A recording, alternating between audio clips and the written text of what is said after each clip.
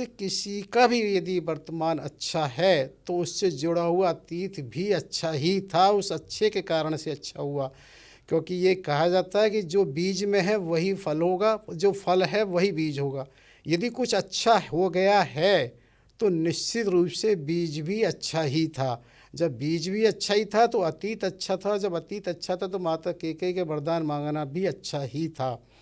तो यहाँ ये चीज़ ही बस महत्वपूर्ण बतानी थी कि जिससे दशरथ जी को वहाँ पर वो लौटते हैं। और एक चीज़ इसमें साथ में ये जोड़ना आवश्यक है, क्योंकि हम ये त्रेता युग की चर्चा कर रहे हैं कि जैसे वहाँ देवता आए हैं, महाराज दशरथ जी आए हैं, तो ये त्रेता युग। और हमने एपिसोड 20 में भी बहुत बृहद चर्चा करी थी, जब महाराज दशरथ शनिदेव के पास युद्ध करने जा रहे थे, भी उनकी आशीर्वाद प्राप्त करके गुरु के, उससे तब भी हमने चर्चा करी थी। और फिर ये एक बार हम चर्चा करते हैं कि ये देखिए किस तरह से पहले देवताओं का आवागमन बड़ा सहज था, उसके बाद नहीं रहा। लेकिन इसी के साथ हम द्वापर युग की चर्चा में एक प्रसंग करते हैं। श्रीमद् भागवत गीता के 10वें स्कंद के अध्याय 45 में का एक जिक्र जब आता है कि क्या होता है जब कंस वध के बाद, जब क्या होता है कि प्रभु बलराम और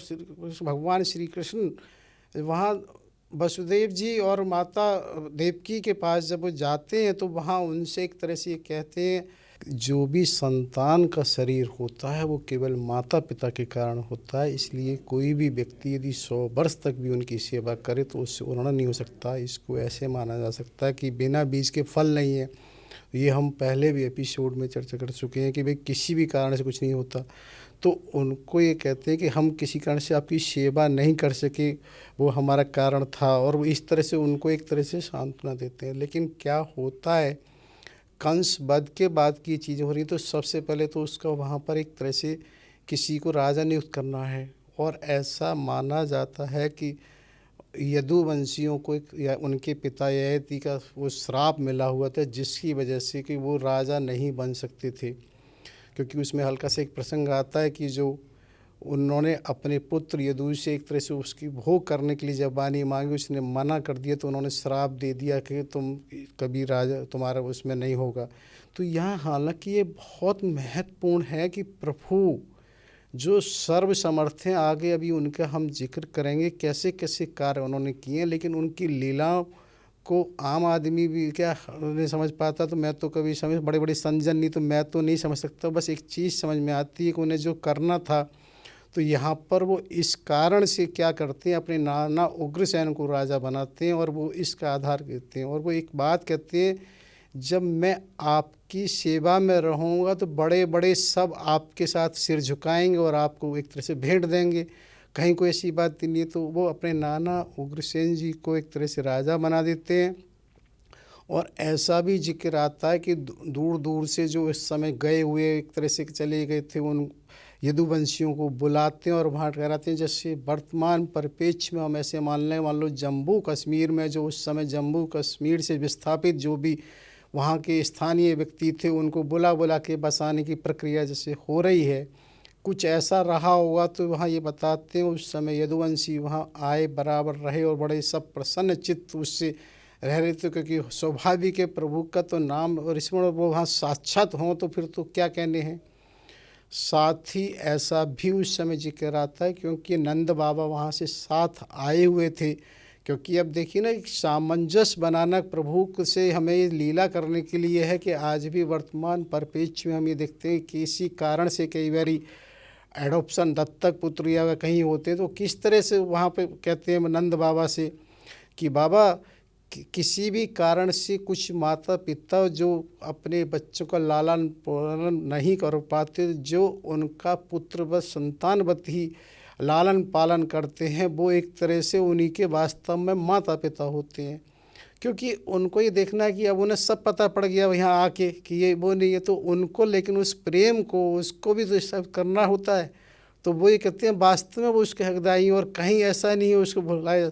तो किसी न किसी तरह उनको सांत्वना देकर वो कहते हैं कि अब तुम एक तरह से ब्रज के लिए लौट जाओ। वो वहाँ लौटते हैं और तब ये आता है कि वसुदेव और देवकी ने उनका एक तरह से यज्ञोपवीत संस्कार ऋषि गंगाचार्य जी से करवाया है, क्योंकि कहीं ऐसा भी आता है जो उस समय उन्होंने एक तरह से गौ दान की वो बोली थी वो उसकी पूरा भाग करते हैं और उनका यज्ञोपवीत संस्कार होता है।